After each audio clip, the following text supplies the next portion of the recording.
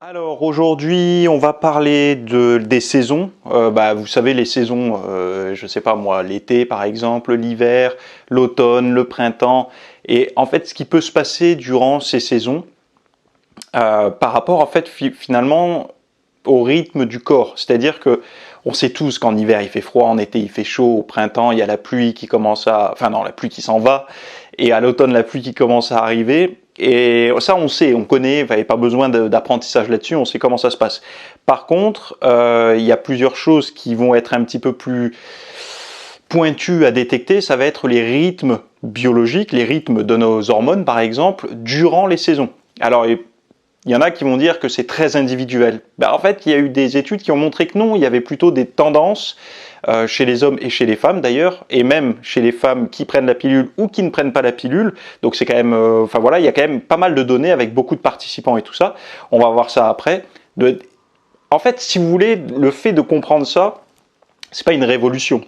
C'est juste que ça permet de voir les périodes de baisse, quand on a je sais pas, par exemple, les humeurs qui baissent un petit peu, ou à l'inverse, un physique qui commence à être plutôt sec, on prend facilement de la masse musculaire, on se sent bien congestionné et tout, et essayer de suivre un petit peu ces tendances et voir si ça peut correspondre à ces moments que vous ressentez, qu'on ressent. Enfin, moi, personnellement, j'ai détecté durant l'année que j'ai des phases où je me sens bien et des phases où je sens que j'ai une résistance à perdre du gras, je congestionne un peu moins bien, etc. Et on voit qu'il y a quand même quelque chose qui se répète, c'est-à-dire c'est pas quelque chose qui va être de manière totalement aléatoire dans l'année, mais ça a tendance à se répéter. Alors évidemment, si vous faites de la muscu depuis un an, vous n'avez pas forcément un grand feedback. Même 2 ans, ça va être quoi? Ça va être une petite coïncidence. Bon, en été, 2 fois j'ai été bien, ou en automne j'ai été moins bien, je sais pas. Enfin, et vous savez pas si c'est récurrent ou si c'est juste un petit peu du hasard. Mais quand on commence à avoir quelques années d'entraînement, on se rend compte qu'il y a des phases, il y a des périodes de l'année où il se passe certaines choses, parfois négatives, parfois positives, et là c'est un petit peu à l'inverse du développement personnel où on vous encourage à aller tout le temps bien, etc. Là non, c'est pas le cas. Là c'est plutôt composer avec ce qui va arriver. Et je pense que c'est la meilleure solution pour durer en fait, parce que si on a des outils face à toutes les situations, c'est là où finalement, forcément il y a des moments où c'est plus difficile que d'autres, mais vu qu'on a les outils, on peut au moins bosser là-dessus, quoi. Bref, avant de démarrer ça, parce que ça, là, tout ce contenu-là, ça sera pour les VIP, là j'avais envie de vous parler d'un truc, c'est l'impact des habitudes. Alors, encore une fois, on sort du domaine du développement personnel. Moi, je veux pas rentrer là-dedans. Enfin, je veux dire, c'est pas. Je pense que le mot développement personnel est devenu aussi, comment dire, je vais pas dire périmé, mais aussi contaminé que le mot fit game. C'est-à-dire que le mot fit game avant, ça pouvait être un peu joyeux, le monde du fitness. Bon, voilà. Maintenant, le mot fit game, c'est plutôt c'est pas fun. Donc, le mot développement personnel, c'est un peu la même chose. C'est-à-dire qu'au début, peut-être qu'il y avait des bonnes intentions. Aujourd'hui, c'est un petit peu tous les dépressifs qui ont réussi à en sortir, qui donnent leurs outils. Au bout de 6 mois, de rémission, ils se mettent à. Pour moi, je pense que c'est pas la bonne solution. Il y a le développement personnel. À la base, je pense que, je sais pas pourquoi je commence à parler de ça, mais le développement personnel, j'ai encore des bouquins là, je crois qu'ils traînent. Enfin, j'ai fait vraiment le ménage parce que je pense qu'on doit y passer pour lire plein de trucs et se rendre compte que finalement, c'est pas super fameux. Je crois que j'en ai plus d'ailleurs. Faut voir ce qu'on met dans le développement personnel, mais je dois plus en avoir beaucoup. Je les ai filés d'ailleurs à des amis qui eux sont intéressés. Bon, c'est pas à moi de juger. Et donc, c'est pour vous dire que là, les habitudes que dont j'ai envie de vous parler, c'est pas du tout dans le domaine du développement perso. Par contre, c'est dans le domaine de l'analyse. Moi, j'ai scindé trois habitudes. La première habitude est la plus simple, c'est la plus facile pour le pratiquant du fitness, qui veut être en forme. La plus facile des habitudes, c'est de réussir sa journée. Qu'est-ce que veut dire réussir sa journée? Ça veut dire se lever pas trop tard, commencer sa diète de manière saine et pas directement manger des aliments malsains. Donc on va manger sain, on va avoir un rythme durant la journée, on va pas grignoter, on va rester dans ses collations prévues, dans ses repas prévus, etc. et faire son sport et après se coucher, voilà, en essayant évidemment de pas se surstresser, de pas être un rageux ou je sais pas trop quoi, essayer d'avoir voilà une bonne journée, quoi. Il faut dire les choses comme ça, on mange bien, on fait du sport, une bonne journée. Ça, c'est le plus facile à tenir. Et là, il y en a qui vont me dire, non, non, tu dis ça pour toi parce que ça fait des années que tu fais ça. Non. Quand je dis c'est le plus facile à tenir, c'est parce qu'une journée, tout le monde est capable de le faire. C'est-à-dire que suivre une bonne diète et faire un entraînement, ceux qui me regardent, là, toi que tu me regardes, bon, ça fait certainement pas mal d'années que tu t'entraînes, si tu suis un petit peu mon contenu, tu es loin de tout ça, mais je veux dire, quasiment tout le monde est capable de se motiver pour une journée réussie. Donc, c'est ce que j'appelle, dans les habitudes, la chose la plus facile à faire, c'est de le faire sur une journée. Ensuite, on rentre un petit peu dans la complication, ça va être une semaine. Une semaine, ça commence à devenir plus compliqué parce qu'une semaine, c'est plus une journée, on tient, on résiste avec notre volonté à pas craquer sur la mauvaise bouffe et tout. Non, là, c'est plusieurs jours. Donc lundi, mardi, mercredi, jeudi, vendredi, samedi, dimanche, où il va y avoir une rythmicité sur cette semaine.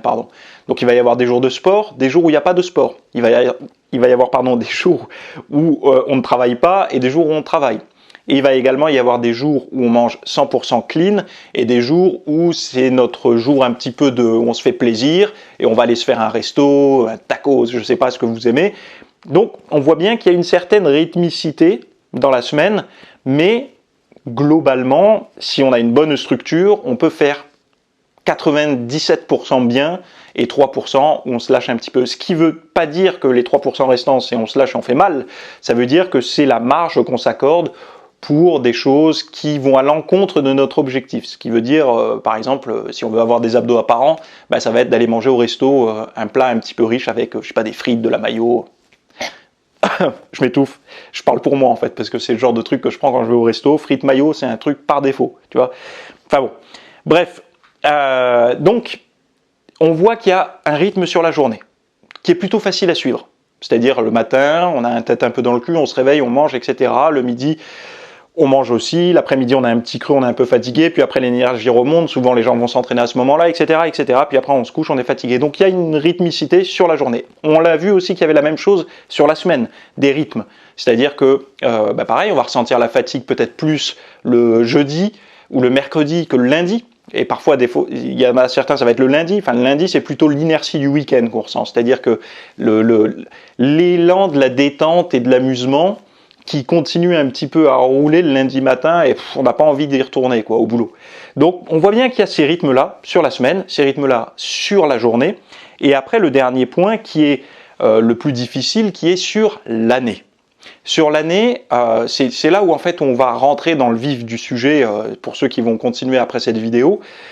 Sur l'année, on voit qu'il y a des rythmes. Il y a des rythmes également. Je ne vais pas vous démarrer par exemple janvier, vous avez plein de patates pour votre nouvelle résolution, vous êtes à fond. Bon, 15 jours après, ça commence un petit peu à battre de l'aile parce que voilà, les choses ont repris leur chemin normal, logique, le patron recommence à vous gueuler dessus, ou je sais pas, enfin vous recommencez à plus avoir envie d'aller à la salle de sport, des choses comme ça, enfin bon bref, et on voit qu'en été ça remonte, en automne ça recommence à baisser, enfin bon bref, vous avez vu où je veux en venir. Et en fait, moi j'ai classé ces trois habitudes, donc journée, semaine, année, par, par intensité, par difficulté. La journée est très facile.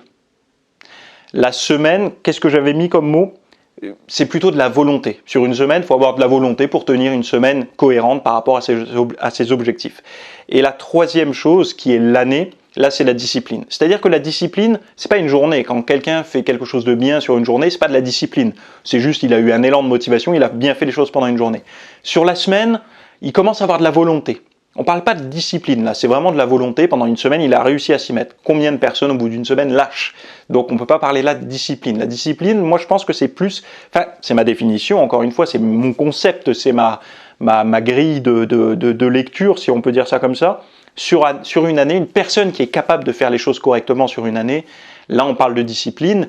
Et c'est là où, en fait, cette personne-là, donc je ne sais pas si vous faites partie des personnes qui arrivent à avoir au moins un peu de cette discipline-là sur une année, c'est pour cette personne que la suite va être intéressante parce que justement, si on a besoin de discipline sur une année, c'est parce qu'il y a des moments faciles et des moments difficiles. Quand c'est des moments faciles, personne n'a besoin de discipline.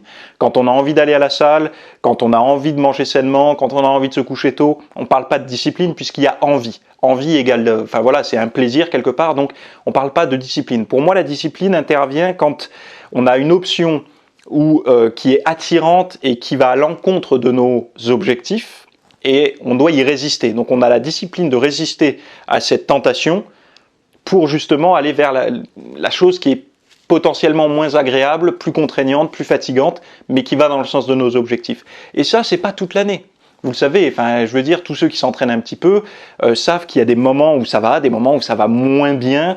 On sent qu'aller à la salle, c'est chiant, les perfs sont pas là. Enfin voilà, on sent que ça va pas. Et puis du coup, dans l'assiette, ça se ressent aussi. On a tendance à se réconforter un petit peu je vais pas dire mal-être, mais ce côté un petit peu routinier, dans une assiette un petit peu plus stimulante. Et donc, sur l'année, si on arrive à détecter et à comprendre pourquoi il y a ces oscillations, qui ne sont pas que dues à des phénomènes extérieurs en termes, on va dire, social, par exemple le travail, par exemple les relations, je sais pas, avec votre femme, votre mari, vos enfants, vos amis, quand on arrive à comprendre que c'est pas essentiellement basé là-dessus, et même d'ailleurs je pense que c'est assez peu, ces problématiques-là c'est plutôt aigu, c'est-à-dire que ça va être sur des petites périodes, quand on a des conflits ou autres, alors que ça c'est plutôt régulier et cyclique. Et donc si ça vous intéresse de voir la suite de la vidéo, on va parler du rythme des hormones. Alors, que je vous prenne les titres un petit peu, qu'est-ce que j'avais marqué? Oui, on va parler du rythme des hormones sur déjà toute une liste de symptômes, après la liste des hormones par rapport aux saisons. Après, c'est beaucoup d'études et tout ça que je vais vous détailler. On va parler beaucoup de la testo durant l'année. Oui, parce que vous savez, on parle de la testo après le sport, on parle de la testo après, par exemple, une intervention en public, une personne qui va faire, je sais pas, quelque chose face à tout le monde, il va se sentir plus fort. Bon, on prend sa testo, sa sécrétion, on voit qu'il peut y avoir des oscillations à la hausse ou à la baisse parfois. Et ça, plus ou moins, on le sait. Mais là, j'ai trouvé des graphiques pour les oscillations de testostérone durant toute une année, mois par mois. Savoir, et c'est pas une personne ou deux personnes qui ont été testées, c'est plein, des hommes, des femmes qui ont pris des contraceptifs ou pas, et donc du coup on peut voir un petit peu les impacts, les rythmes qu'il y a et essayer de composer avec ça. Donc si ça vous intéresse, voilà, ce genre de sujet, vous savez que moi c'est pas, enfin voilà, j'essaie de faire des vidéos à chaque fois, c'est pour ça que j'enlève pas les anciennes, parce que si j'enlevais les anciennes, ce serait très facile pour moi de vous refaire les anciennes mises à jour, donc ça me demanderait moins de travail. Moi je préfère laisser toutes les archives, c'est pour ça que pas mal de personnes, dont une d'ailleurs m'a mis un bon commentaire en me disant c'est génial de regarder tes premières vidéos VIP. Vous savez que l'espace VIP, vous payez 10 €, vous avez accès à une formation. Enfin, formation, c'est pareil. Formation, c'est un terme qui est devenu un peu contaminé par voilà. Enfin, c'est un terme qu'il faudrait que je commence à changer parce que quand on dit formation, c'est comme quand on disait e-book il y a quelques années. C'était voilà, c'est quoi cette arnaque? J'ai pas trouvé d'autres mots. Donc un cours, un séminaire, un webinaire, j'en sais rien. Enfin, même ces termes-là, ils sont un petit peu maintenant devenus un peu contaminés. Mais bon, bref, vous allez avoir de l'information par rapport à ça. Toutes les semaines, vous avez à peu près 1 heure de formation vidéo, plus accès à toutes les archives. Les archives, c'est pas 3 ou 4, c'est 400, même plus maintenant, puisque depuis 2013, je produis du contenu comme ça. Donc vous allez avoir accès à tout, donc vous allez pouvoir avoir des tas de thèmes, que ça soit sur le sommeil, la récupération, tout ce qui peut englober de près ou de loin le monde d'un passionné de muscu, de fitness naturel. Voilà, moi c'est mon monde et si ça vous intéresse, voilà, allez faire un tour et pour ceux qui veulent voir spécifiquement celle-là, allez-y, au moins vous pourrez vous faire une idée. Donc pour ceux qui sont déjà abonnés, ça continue d'une traite, sinon vous avez le lien dans les notes de cette vidéo et on se retrouve tout de suite pour que ça démarre.